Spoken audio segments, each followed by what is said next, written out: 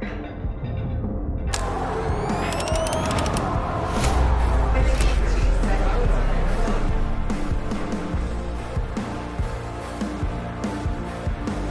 right, this week I'm super excited for our guest. I think this will be one of our more popular podcasts recently because we're right in the center of Columbus with a lot of Buckeye fans, and we have Master Teague on the episode today.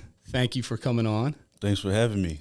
Yeah, so, I mean, how we normally structure these is, you know, you've got, I'm sure, a pretty cool story just coming up through football. And the way I like to do it is just like allow you to just kind of tell your story for, I don't know, 5 to 10 minutes. And then we just kind of jump in here and ask you questions, what you're doing. And, you know, there's a bunch of stuff I want to ask you, but yeah, just kind of let you kind of tell your story first and then we'll jump in there. Sure. So if you don't know me, like I said, my name is Master Teague. I'm from Murfreesboro, Tennessee, which is about 30 minutes outside of Nashville. And so great place to grow up, you know, all family in the household, mom and dad. I got 2 siblings that are younger. They're in high school right now. And so really just enjoying my time growing up. I had a great family, great home life, and really just helped me to grow, you know, helped me to become the person I am today. And just remember going outside and playing a lot in the street. You know, parents like you better come inside when the street lights come on, or you're gonna get in trouble. You know, so I had to come back inside. You know, I was an active kid. You know, I wanted to play, and so it was sad when I had to come inside. And so I remember that. I just remember the laughter with my family. That was just an amazing time, just laughing with them. And so I guess for you guys out there, you guys know I played at Ohio State. Played at Ohio State from 2018 to 2021. And so I started playing football when I was 7 years old. 7 years old, I started playing, and to be honest with you, I didn't like it at all. You know, it was hard hitting. You know, the coaches in Little League, especially, they love to yell at you and just, you know, discipline you. And I didn't like that at first. You know, I didn't like the hitting. You know, so I would cry going home. My parents was like, I don't want to play no more. I don't want to do this. I actually quit like when I was young growing up too. It's surprising, like our stories now, but like my first season I signed up to play football, like I quit during like preseason practice. I just didn't like it. Yeah. And then I just from there obviously I didn't turn back. But like I was the same way as you. Like I was active and like to play, but I quit too. I was like I don't know if I just wasn't ready for it or they were yelling at us. I don't know what it was, but I just didn't want to do it. Yeah. So we're in the same boat. My dad was like, you're not going to quit. You're going to finish out this season. You finish what you start, right? After the season, if you decide to do something else, you decide to do something else. But I was a fast kid, you know, so they put me right at running back right away. And so I would score a lot. I could run past people, but when that hit came, you know, that hurt. And so, I just came back out the next year somehow, and I just kept playing. I grew a love for it. And it just became a passion of mine. I was really good at it, so kept going. And the contact, I got used to it over time, right? And just put my head down really and just grinded, stay consistent day in and day out. You know, worked out a ton. As you can tell, I love the gym. Yep. But did a lot of things outside of just my team, right? Just to set myself apart. And that's what really got me ahead, of course, you know, throughout middle school, throughout high school, and just afforded me a lot of opportunity, a lot of different places to go, a lot of different schools, a lot of different offers, you know, so went to camps, had great film, of course, but was always in the college coaches' ears, emailing them, talking to them, letting them know I'm here, right? You got to see me. So, I had a lot of opportunity by the grace of God, many schools, and then Ohio State, they were recruiting me for the longest, and I didn't have an offer. I felt like I had an offer, but Coach Meyer was just talking to me, but he said, I want you to come to a camp.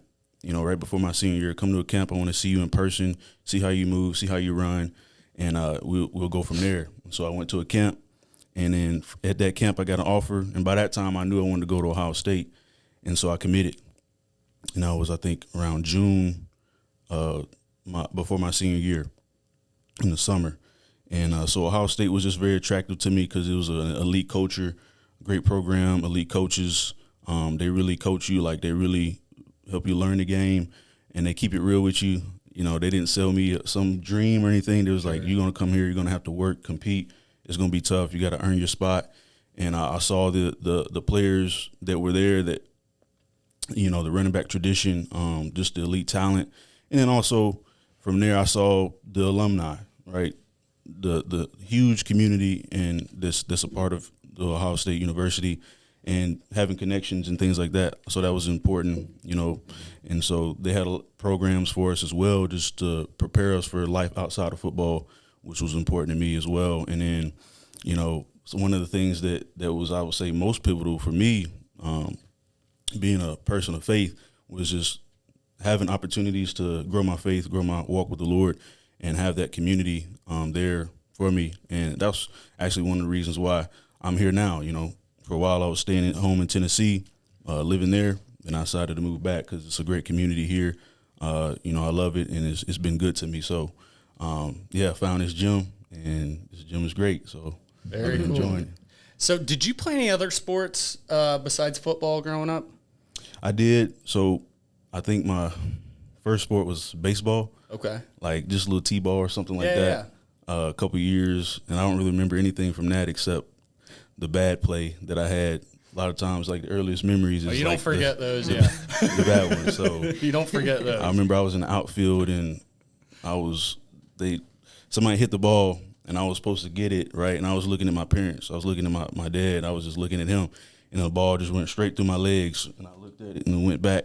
And my dad was like, "What are you doing? Like, pay attention." and so, baseball, basketball. I tried gymnastics actually because I was a kid. I loved to jump around and do like parkour stuff. And I was like, I want to be one of those parkour people or gymnasts. And so I tried that for like 1 or 2 days. But then my parents was like, we're not going to pay for both of these. You're going to have to choose football or gymnastics. That's a different set of skills right there. Yeah. So I was like, all right, football. And then I ran track as well. And that was really fun. I ran track in middle school. Again, fast, 100 meter, 200 meter, 100 meter relay. Did you do any of that in high school, the track? I didn't. Okay. I didn't. I stayed with football. Yeah, I stayed with football. I wanted to run track in high school. And I know as fast as you were, yeah. Yeah, in Tennessee, we have spring practice, football, right? And track is in the spring as well. And our coach at the time for track was like, if you come to track, you're not coming to football. You're not going to football. So it was like, I'm not going to miss any football. Yeah. So I had to just put that to the side. Fortunately enough, I had a great trainer in high school that just, he helped me grow a lot, just in size and speed and agility and explosiveness. And so with him, we did a lot of training. It was like I was playing multiple sports with the training that I did with him. And so that really helped me. That was okay. I know sometimes they'll let kids who play football more or less just come to meets, because they can, if they've got that kind of speed, it's like, all right, like just you can come to a practice here and there and then come win the meet, for us. Because I just know some football players that did that. No, that's really cool because you seem very like overall athletic, so it seemed like maybe you had other sports rather than just like straight ahead football. So I wanted to talk a little bit about, did that trainer work with you on like specific combine skills, or did you have coaches who did that? Because we were talking a little bit before the podcast.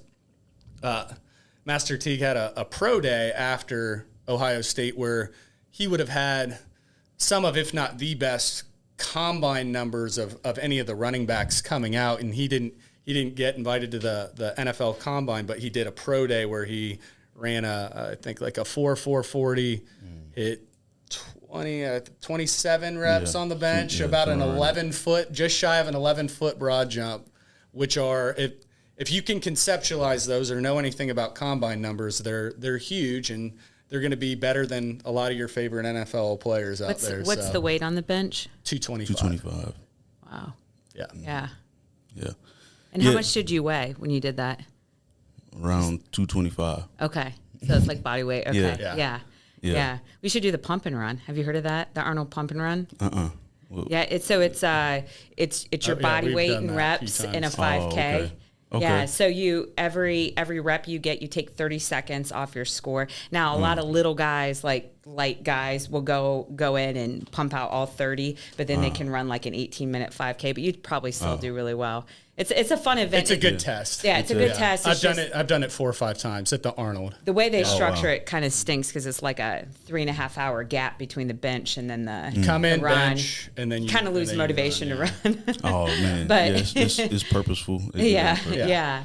Can we just do a 100-meter dash instead of a 5K? I really want to win this. Yeah, Yeah. I'm more of a sprint guy, but Yeah. Would you study at Ohio State?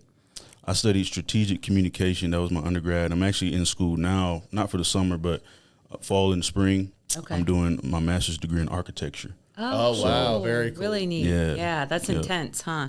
Hey, it is, but it's something I enjoy and something I've been looking forward Yeah. to. I wanted to do it for my undergrad, but then I quickly realized that along with football was just like Yeah. crazy. Burn the Yeah. candle at both ends a little bit. Yeah. Yeah, So they so let you go into that for your master's, or Yeah, you so got I to get a Did double you have to major. prereqs for that at all?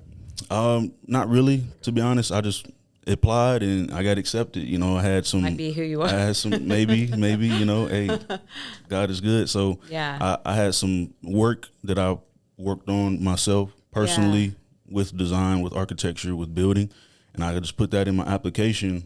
And wrote up a nice little letter. Had some good letters of recommendation, and I got in. I started the fall semester of 2021. That's when I first started, and I took a few classes, and then of course, declared for the draft.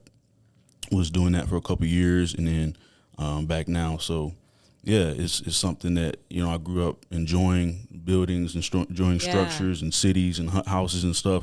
I played with Legos, did Minecraft. Yeah, it's a play with great my career. hands. Yeah, So it's intense though. I dated a guy that was in architecture, and like they try to weed you out. And Yeah. his friends made it. He didn't, but it was intense. Yeah. definitely, Yeah. it's definitely Cool. competitive, and so So you'll get a master's degree in that. Then okay, right. really neat. Do you have a certain type of work you'd like to do with architecture, like a certain type of thing you want to draw residential architecture. for? Okay, cool. Yep. So yeah, I've been privileged over the last couple years to intern with a few firms. Right now, this year I've been focused more on ministry, so I do like youth ministry at my church, and that's what I kind of do, this year. But especially next year, I plan on getting more into that side of work and things like that. And so yeah, I'm looking forward to seeing how it goes, and I don't plan on getting weeded out. Oh, you know, yeah. it's- So When will you graduate then? 2027. Okay. Yeah, 2027. Cool. That'll go fast. Yeah. That'll go quick. Do you want to stay around here then? You think you want to stay and like work, live here? We'll see. We'll see. We'll see. There's some new happenings came up in my life, and so we'll see. Especially, definitely be here throughout grad school, and then after that, kind of see where things are going, and then make a decision. Of course, Ohio is a great place for me because I have a lot of connections, and a lot of opportunities. So we'll have to see what makes sense. It might make sense stay here, or if I have something solidified, then maybe move. When that time comes, but really Like back home, is that what you're thinking? to be honest, no, not back home. I enjoy Murfreesboro, but I kind of felt as though I had to spread my wings and leave. It's just a different mindset when you leave home, and sometimes when you leave, it's like your work ethic just goes to another level. Maybe because it's a familiar You're not environment, comfortable. Yeah. and Yeah. people know you from back then, and you're kind of shifted, and you're doing different things. So, we're gonna see what that looks like. Murfreesboro actually had a. Do you remember they had a really good CrossFit When he gym said that, I there? was like, and they had like we would always be battling them back when me and Dave were like competing in CrossFit. Because back Rich in the day. Froning's from Tennessee, right? Yeah. Tennessee is like really a big hub of CrossFit, and I don't know how it maybe it's the weather or I don't know what it is. The hills. Yeah, I mean it is like a fitness like mecca down there in Tennessee, just in general. Like they've always churned out excellent fit people that we would always like battle against. And I think as Nashville's kind of grown as a city too, like it's attracted people there too. For sure. Yeah, Nashville's huge now. But yeah, Murfreesboro, I just remember like their team, like, you know, always being like lining up next to them and stuff, you know, and they were good. They were always really good. Well, I know you guys have been inching me over to CrossFit. Yeah. Trying to get you to dabble in it a little bit. We got a Tuesday. We got a little more of a challenging one this Tuesday for you to try out. Yeah. So I'm looking forward to it. Yeah, come over and try that one out. You're gonna get tested a little bit differently. Okay. We usually keep those a little more simple and straightforward, but this one's like this will be a little bit more of a test here. Okay. Yeah. Cool. You'll enjoy it. Cool. You'll enjoy it. So strength and conditioning now, like obviously you don't look you obviously have not like, oh, well, I used to play football and I'm not really training too much anymore. Like you take your workouts seriously, like it's a big part of your life. Like tell us a little bit about your training and just like what is working out to you, and what is training like, any kind of like goals or focuses, or what are you doing now with it? I just want to be healthy, healthy person. I enjoy training. If you talk to any of my strength coaches or coaches, they know I was a gym warrior. Yep. You know, a gym person. I was always getting extra work, you know, doing the most reps, strongest, all that. And so I enjoy training. I enjoy doing that. And it doesn't necessarily have to be for any competition or show or anything like that. Yeah. It's just for me. And also knowing what God has given me in my body, I want to take care of it. You know, it's my temple. And so not just a gym, but, you know, I watch how I eat. You know, I'm disciplined with that. I'm disciplined with my rest. Sometimes I wish I could do a little bit better with that, but, you know, so I just want to take care of my body and build it up so I can be prepared for anything that may happen. You never know what thing could go down. You want to be ready and physically able to protect or defend or whatever, you know what I'm saying? So walk us through a day, like a typical day and everything you eat. I find this interesting. She's the nutrition one. Okay. So you can even go with like yes. Yeah. Well, I'm just curious. I'm curious how much you eat too. It's always interesting. To fuel a body that's you know, you can maybe 225 of packed on muscle. My macros, I don't really count my macros, to be honest. I just have a great feeling of like what my body needs. Usually the people that sustain the best shape over time don't. It's just kind of a burnout situation if you do that. Yeah. All the time. I mean, they gave me when I was at Ohio State 3,500 calorie. I never really counted. I kind of knew what I needed, and I, you know, went with that. But now, you know, I usually train, and I go fasted with the training. I don't really eat before I train, and after that, I'll come home and I'll eat some oatmeal. I'll put collagen in it. I'll put cinnamon, and I'll pop it in the microwave. I'll take a banana, some peanut butter, and some honey, mix that up, and I'll pour that in the oatmeal, and I'll put some fruit on it. Mixed fruit or whatever, and I eat that. And then throughout the day, I'm not really eating. I don't really eat lunch that much. I mean, I don't really eat lunch. I mean, have another fruit or some cashews or something, and then I'll come back later in the evening, and I usually meal prep like ground beef, some quinoa, red rice, some eggs, sweet potatoes, broccoli, cauliflower, carrots, and I may have like a little cereal too, like Kashi cereal. So I like cereal a lot. So I had to, Kashi cereal is like one of the healthier brands. So I eat that, and then of course hydrating throughout the day, and then I'll just do that throughout the week. And then on the weekend, like on Saturday, I'll have some like burger, donuts, pizza, or like that, you know, burger, pizza. Yeah. So that's kind of my deal. I've kind of switched to ground. I like chicken too. I make like chicken nuggets and stuff way better than McDonald's, by the way. So yeah.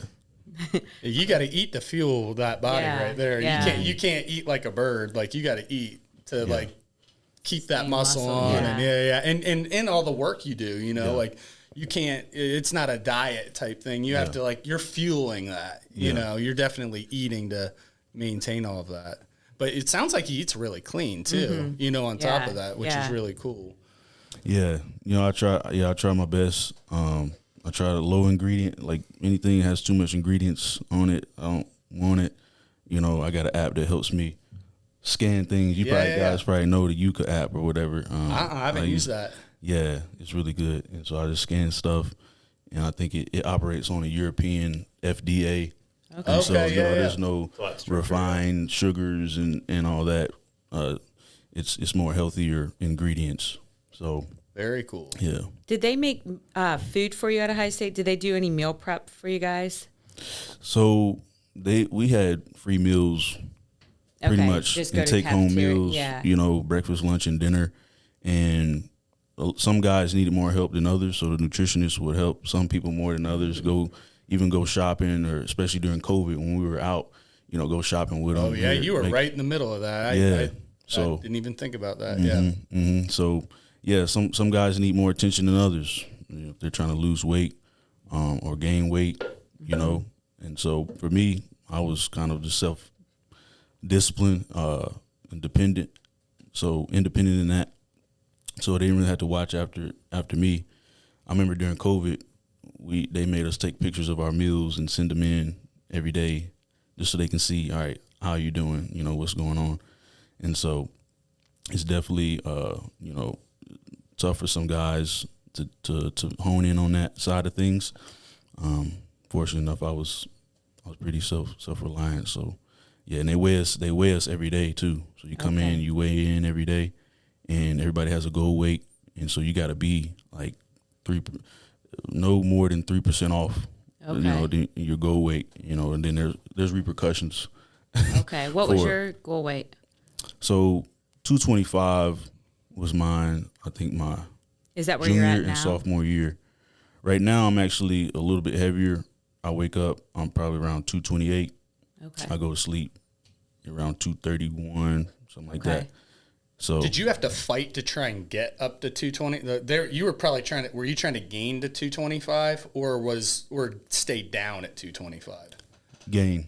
That's what I figured for you. You like to move around and. Yeah, I mean, so when I was in high school, my freshman year, I was 155, and then that was really when I started to really hone in on training. My sophomore year, I went to 185. My junior year, I went to 205. Senior year, I went to 215. Did you grow in height during that time? Probably too. A little bit. How tall were you freshman year, and how tall were you? Freshman year, I think I was probably 5'9.5". Okay. And then senior year, 5'11.5" or That's 6, yeah. around 6 foot. So, you know, I came in at 215, and I pretty much stayed at 215 my freshman year. And then my sophomore year was when I started to kind of go to 225. So, yeah, I built my foundation. A lot of my foundation was in high school, of course. Great strength and conditioning program at Ohio State. You know, with Coach Mick, special place. I would say that foundation was high school, and then Ohio State just refined some of that. So, yeah. What were your repercussions? Hold on one sec. Time out. I just want to hear how they punished you. Kate asked that question. So I want to hear what were your repercussions if you didn't make weight? Like, what would they do? So, honestly, I know that there was repercussions, but I never. No one ever talked about it. He didn't have to deal with it. You know, so yeah. But one thing we did do is that, you know, you had to be at the workout on time. You can't miss your workout. Coach would like to switch around times and guys at different times, and you don't know when it's coming. You got to make sure you're looking at the board next day so you can know what time you're coming in. And he does that to keep you on your toes, keep you vigilant and aware. And if you miss a workout, you know, one time, then you have something called dawn patrol. And what that is, like, if you miss it, all right, you come in on the weekend early in the morning, you got to clean up the weight room or the locker room or the field. You get to choose, right? Second time, your whole position unit comes in and has to do that on the weekend. This is off season. Third time, whole offense or the whole defense, depending on what side of the ball you're on. And so that's what took place. I missed I missed one workout, and that was it for me. I was done. I didn't miss anything else, so I learned my lesson. So everyone's that one time. pissed at you then if everyone's got to come in Right. early in the morning. The second time or the third time. Yeah. So they're mad. my question I'm thinking though now is how do you get a guy who misses a workout to come in and do that, who's making $1.5 million a year, who's playing college football now? It's very quickly changed from when you were playing. Mm-hmm. And I don't know how deep we'll dive into that, but I feel like it might be harder because there's a bit of a pro athlete mentality, I would imagine now. It's changed a little bit. Like what are you like? Do you think it would be harder to enforce something like that with a kid who's making? I think it definitely would, but you had to be more vigilant on what kind of guys you bring into the program. Yeah. So you don't have that issue. Because Ohio State's an elite program, There's a standard, and so I think they do very good at recruiting the type of guys they want that's not going to get distracted by the money, the fame, the fortune, whatever comes with all that they're going to put in the work. They're going to do what they need to do. And so we had NIL last year. I'm sure there was some guys that missed that had to come in for Dawn Patrol. Obviously, whatever friction there was there that may have been or may not have been, it didn't affect them enough to where they wouldn't gonna go and win a national championship. So they won a national championship, and they all, everybody got to be on board to do something like that. Absolutely. That's huge. That's when a did the big money thing. switch over? Was that just last year, or when So they could NIL get paid? NIL started my last year, 2021. Okay, Right. so I you were got able to get paid your a last little bit. That's good. Yeah. So now it's huge. Now it's huge. So what's NIL stand for? Name, image, and likeness. Okay. Yeah. Okay. So now you can get paid off your name, image, and likeness. Okay. The university is not the only people that can profit off of your name. Now you can. I think that's fair. Because if you get hurt in your college it's great career, for it. It's changed. It's good, and it's just a lot different. Yeah. What do you think? What changes did you see from that? Like with just overall. It's a pro and a con. I mean, that's another kind of could be a distraction there, and if you don't have the right people around you to understand business and contracts and things, people can manipulate you. You're a young person. You want to make some money. You want to help your family, your mom, your friend, or whatever, and you're just gonna go, into things. You could get, caught up, and so you just have to be very, very careful and just have the right people around you to help you navigate those waters. So was it a good experience for you? Do you feel like it was fair looking back? Yeah, for me it was good. I just did a couple card signing deals and stuff like that. It went well, went smooth. So now these guys, they got all kinds of stuff going on.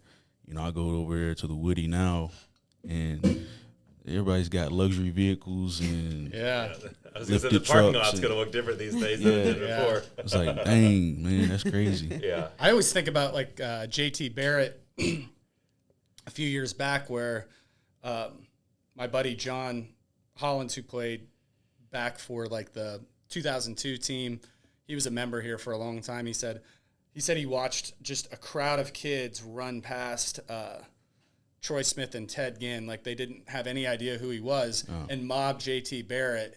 And he finished just before that, and he set all these records, and it was like then he's watching, like he's like, man, I would have had, I would have had a stack, or like a Johnny Manziel, like that guy would be a freaking billionaire now.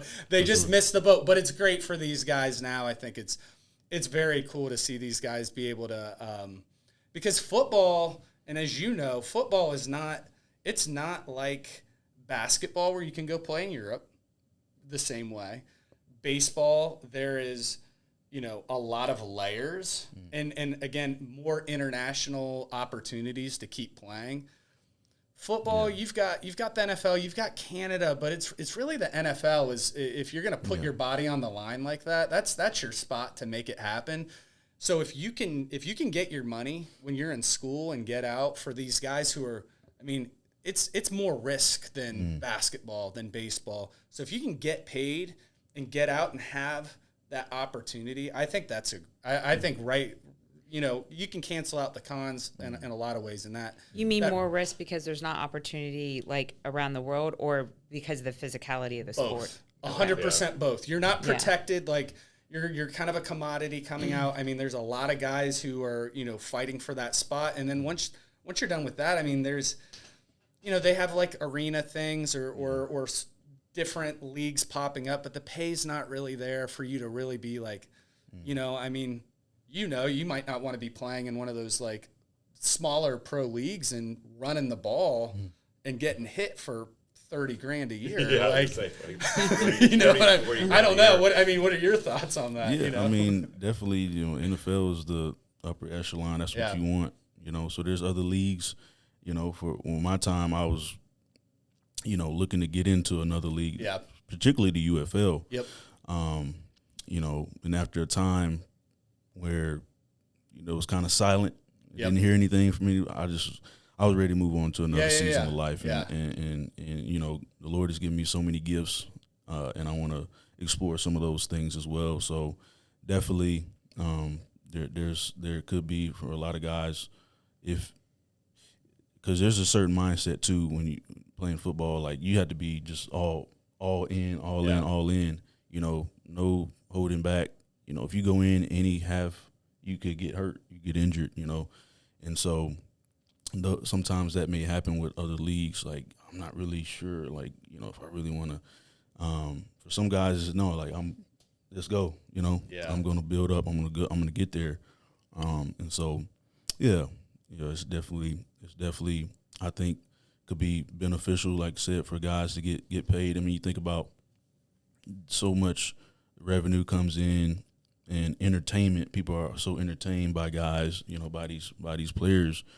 And, man, they should be able to have something from that, get something from that, It's a dangerous sport, and it's like the Coliseum. It is. People worship it, it's worshipped. And so people do anything for their football. They'll do anything for, any sport, but I would say football, like, especially in America. Especially in Columbus, Ohio. Me growing up, I mean, this is how it was. Every Saturday, just as a little kid, going over to my uncle's house, 25 people in there for every Ohio State game. The TV volume would be off because Brett Musburger didn't like Ohio State. And then we'd have the radio volume on, and it'd be on a little delay. Every play, just the whole house shaking and screaming. I mean, just 20 years of that straight growing up.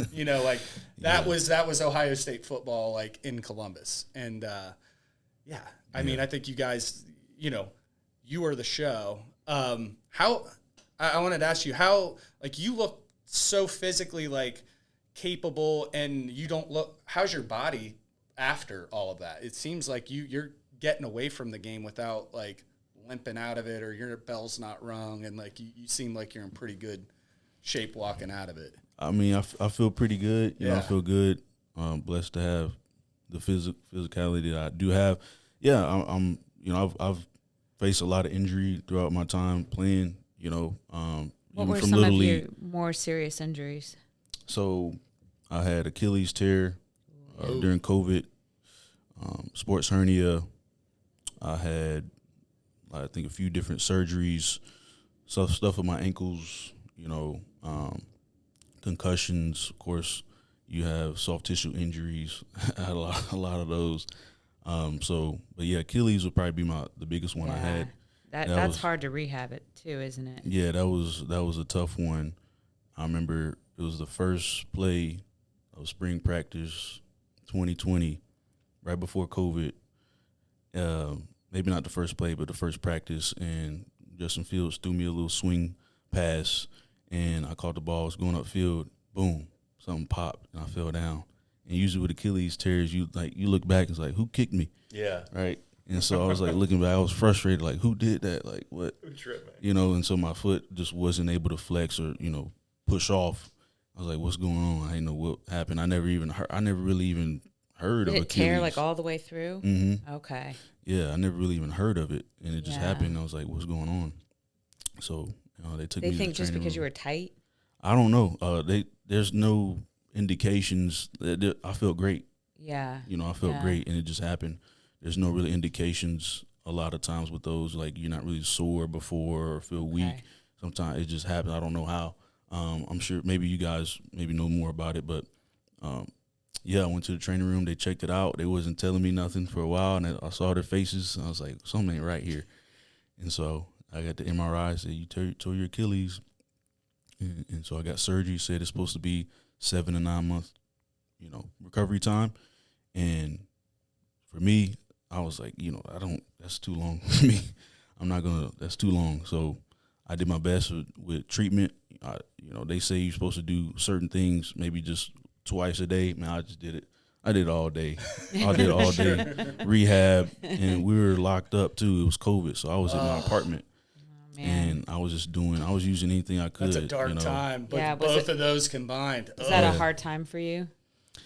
I think it probably was, but I had a good perspective, I feel like, and I had great faith in the Lord, and so I used whatever I could in my apartment to do treatment, toilet step ups, and stay focused on that. Yeah. And different things there. Used a towel with like peanut butter boxes and vegetable cans, do towel crunches and all that. So, I just stayed consistent with that. And then the year got canceled.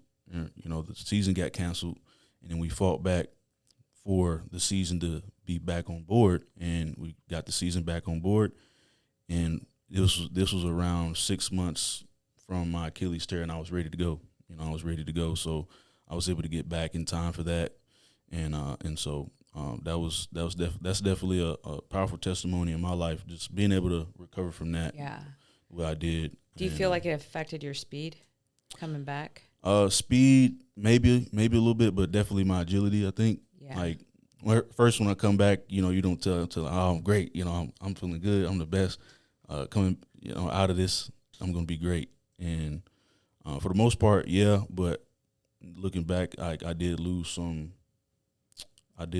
side to side. I did lose some of my ability that I had before. When I look at the film, when I look at how it was my freshman year, my sophomore year, there was some dip in my performance. So, yeah. You were still able to run, and that all those combine stats we talked about, that was after that injury. Yeah. That's really cool that you were able to get that, like, just fast. Yeah. And be able to jump on that foot and explode like that. It's probably inevitable. You're going to lose a lot of like that proprioception, like in your joints, just like awareness in space, and that's like side to side, and not just like in any straight line. It's your body's just not able to do those motions for a little while. I look at Kevin Durant, and people don't talk about it enough.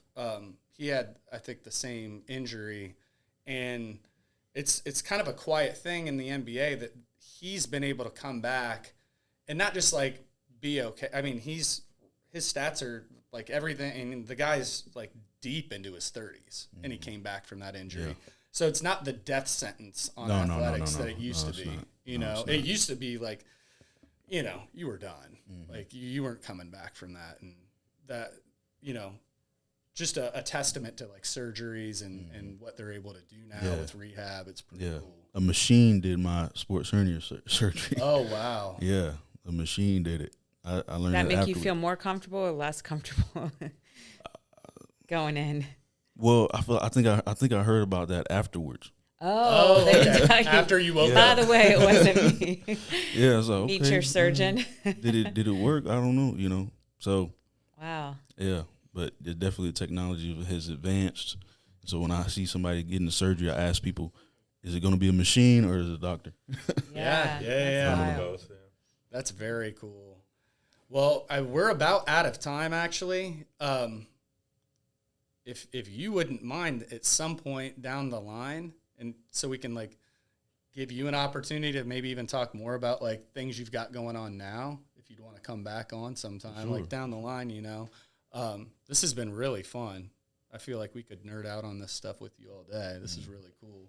Really appreciate you just taking time out of your day to come out here and just chat with us about training and kind of your story. Because I think, you know, when someone sees you, you know, not to try and make you feel awkward, but like people see you in the gym and they're really inspired and they just like, they wonder like, what does it take to be like that, you know? And especially just knowing like what you've done at Ohio State, you know, and work harder than everybody else yeah, every single day. Yeah. And do it for a long time. No one you wants know? to hear that, right? Yeah. Long time, do long what you're time. supposed to plus 30% more. Yeah. Right. It's earned. No, I really appreciate you coming on. Thank you. No, thanks Thank for you. having me. Yeah, appreciate it. Thanks.